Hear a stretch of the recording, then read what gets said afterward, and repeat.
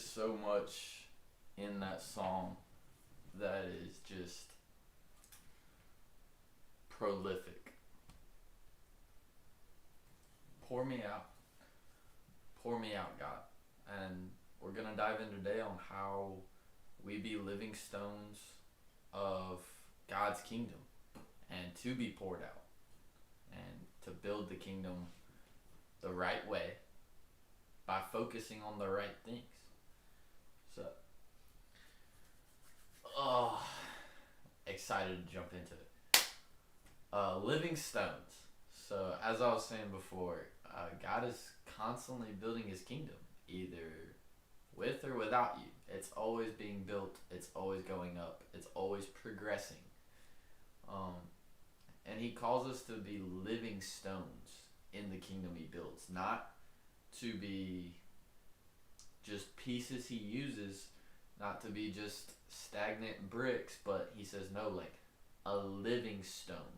In fact, if you dive into the word, it says that we are called to do greater works than Jesus Christ himself did. That we are the next big movement, big thing, big push and creation of God is us. The works we do, that's the next thing. That's the big thing. So how do I be a good living stone? How do I help build this kingdom, right? Peter writes in his first letter, as you come to him, talking about Jesus, as you come to Jesus, comma, the living stone. He's calling you the living stone. As you come to Jesus, the living stone, rejected by humans, but chosen by God, and precious to him, you also, like living stones, are being built into a spiritual house. So let's break this down. He first off, he's calling us a spiritual stone, a spiritual living stone. Next, he says we're rejected by humans. We are not human. We are not of this world. You will be rejected by this world. So don't be shocked when that happens. I hate it. I hate it. I hate it. When I'm working in the church, right, and we have a new profound Christian, like they just gave their life to Christ like weeks ago, and they come in and they're like, Matthew, I thought this was gonna be great, but I've only been a Christian for a couple weeks and I have no friends. All my friends I had left me. And it's heartbreaking, but you have to understand, like, God tells you that's gonna happen. When you choose God, 2 out of every 3 will be against you. The world will be against you because you will no longer fit in to culture, to the world, to the narrative that they want to push forward, that the enemy's going to try to push forward. So yes, you're going to be rejected. As Peter says, you will be rejected by humans but chosen by God. Yes, you may lose your friends. Yes, you may lose some other people that you thought were close and tight with you, man. Like, we were tight. They were my family. We went out to the bars, bro. Like, man, I partied hard with these people for years. We were tight. We were a circle. Why did they all of a sudden up and leave? Because God tells you they're going to leave. When you choose me, you're rejected by humans, but you're chosen by God. And not only are you chosen by God, but you're precious to God. Peter says, and precious to him. Peter also wrote a bunch on the relationship of people and church, of God, and what it looks like. And the relationship with God is compared to a marriage. We, as people, as the church, are called his bride. That we are God's bride in the relationship, that we are married to him. It is an intimate, personal relationship. And then he goes on to say that we are the living stones again, and we are being built into a spiritual house. You are rejected by humans. You are chosen by God. You are precious to him. You're in a marriage with him. and you're being built into a spiritual house. Like I said, this tells us that we are to be separated. We are not to be a part of human, materialistic, worldly things, but instead we have a different goal, a different ambition, a different mission. We are to be living stones in his kingdom that he builds, and we are to be moving forward, to be building, to be living. Don't take that the wrong way of, oh, I'm just a piece in this chess match. Like, I'm just a pawn to him. I'm just going to be placed here, and I'm going to do my due and just do as he says and sit here and be a brick. No, he calls you to be a living stone, that you're going to participate in the building of this kingdom, that you're going to go out and do great works. So today I want to raise the question and ask you, viewing this, are you helping the building of the house, or are you slowing it down? See, a lot of people have this concept in their minds that there's a stagnatism that exists, that you can do this little thing to where, like, I'm just enough to be Christian, but I'm not doing anything that holds them back. I'm just going to stay here in this middle ground. I can still live the life that I want, but still do just enough for God to accept me into his kingdom. There is no stagnant ground. Let me tell you that first off. You're either progressing or you're degressing. There is no middle ground that you can float in between. So are you helping progress the kingdom of God, or are you not? Because if you think you're being stagnant, then you're not really progressively going forward, reaching everyone that you can, reaching all of the people that have been placed in your life for a specific reason and purpose, because God knows you can reach them, that you can talk to them. Every space, every area, every space you occupy is an opportunity for heaven to break in. Every person you talk to, every conversation you have is an opportunity for heaven to break in. So let heaven break in. Because when heaven breaks in, that's when another living stone gets placed. That's when another living person jumps into this race we call the building of a kingdom and help in building our spiritual house. So I want to ask you, are you helping the building of the house, or are you slowing it down? We are meant to separate ourselves from everything earthly. And that's not of God.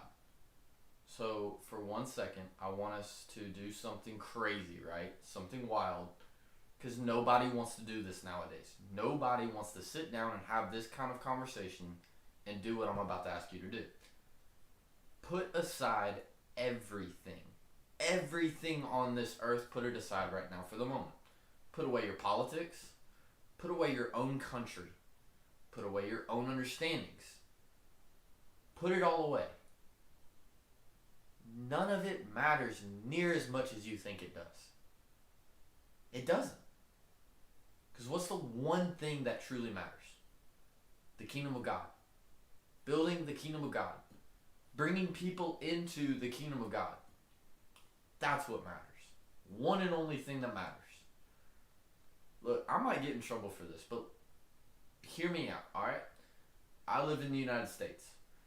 I don't want this to come across that I'm not a patriot, that I don't love my country, that I don't support my country. I have family that has served and fought for this country. I myself am looking into going to the Navy to serve and fight for this country. I love my country. But I don't care what happens to the United States more than what I care about what happens to the kingdom of God. I don't care what happens to this world more than what I care about what happens to the kingdom of God. And this is why. Matthew 12:21 says, "Render to Caesar the things that are Caesar's, and to God the things that are God's." So hear me out. Hear me out. How else can we understand that? Give to the world what is the world's. Or leave to the world what is the world's. Leave to the world its politics. Leave to the world all its earthly things that it wants to fight over. Leave it. If it's earthly and not God's, it's nothing more than a distraction from your true battle you're supposed to be participating in. We do not wrestle against flesh and blood, but against the principalities of the Spirit. So stop focusing on the battles that consist of flesh and blood. They don't matter near as much as you think they do. They don't. There's been some crazy things that have happened across the world, not just the United States, but across the world lately, like with riots and stuff. And I'm not saying that injustice isn't out there and there needs to be riots for that, but you know what I'd like to see a riot for? Our cross. Let's go riot for our cross. Riot for our kingdom. Riot for our God, our Father. Focus on your spiritual battles. The principalities of the Spirit is what you're fighting against. Flesh and blood is nothing more than a distraction. Some of us need to wake up. A lot of people need to wake up. The world is sleeping right now. Not enough people are waking up in the morning and realizing that there's someone out to destroy you today. Every single breath you take, there is someone, an enemy, a spirit trying to take that from you. That it doesn't want you to have it.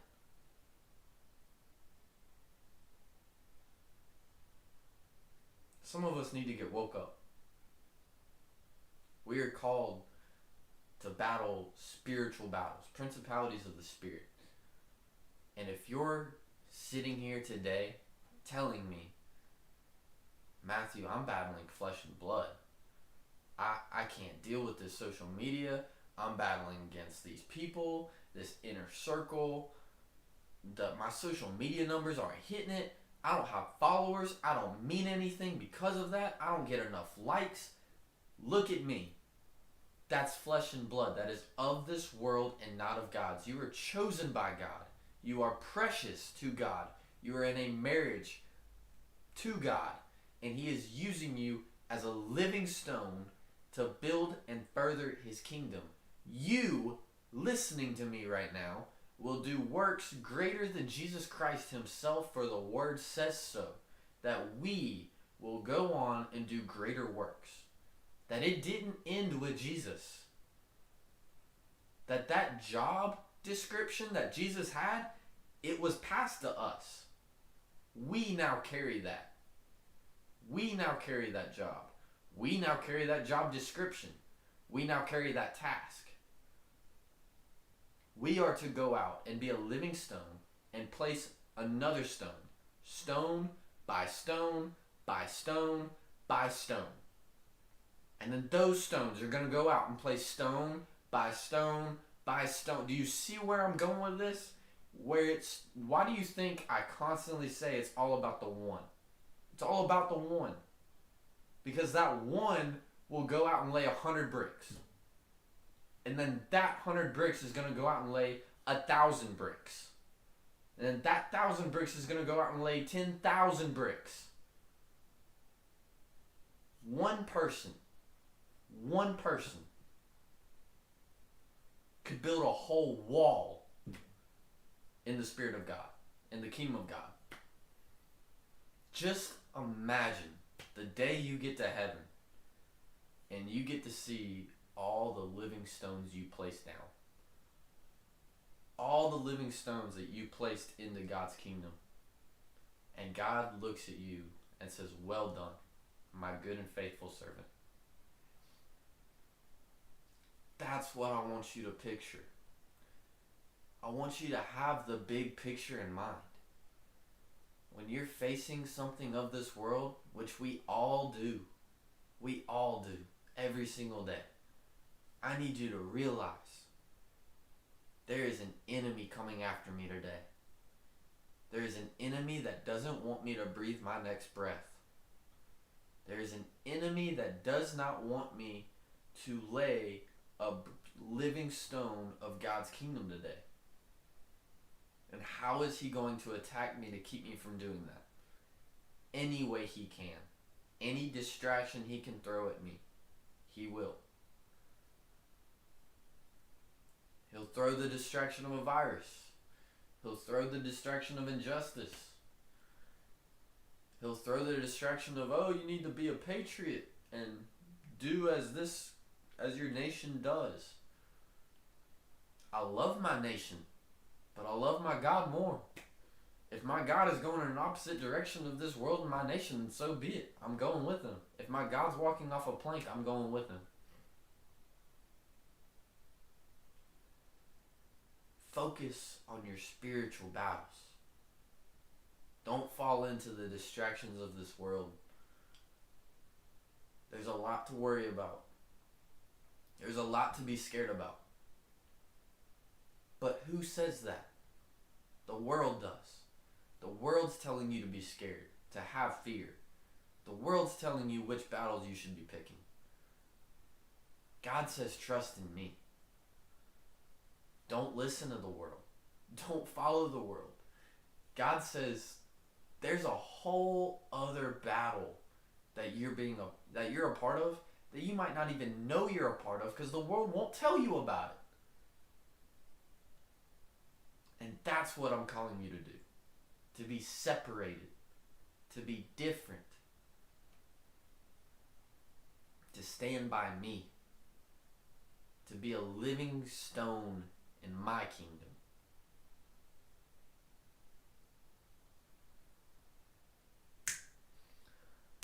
I love you guys. And man, this message hit me. So I pray that it hits somebody that's listening to this right now. If you needed that, if that hits you in some way, if that helped you in any way, message me and let me know. I'd love to hear it. Seriously. Also, comment and let me know what you think about the new setup with the couch and all. I mean, y'all tell me what's good and what isn't good. You know, I'm trying to make adjustments and go as I can and try to spice it up every now and then and change something up. So, y'all just let me know. I absolutely love you guys. I love what I do. I love this community. I love this church. Let's continue to build it. Numbers aren't everything. I know, like I said, it's all about the one. But the growth of this community is on us. The growth of this church is on us. Like, what are we doing to better reach out to more people? Share posts. Share the lives. Share the videos. They all get saved to YouTube. Share those. Let's keep growing this thing. Keep growing it. Keep sending it. Send it to somebody every week. A new person every single week. Invite them to this. Send it to them. Do something. I'm calling on y'all. I love y'all. This is your church. I absolutely love you. I hope you sleep well. Good night.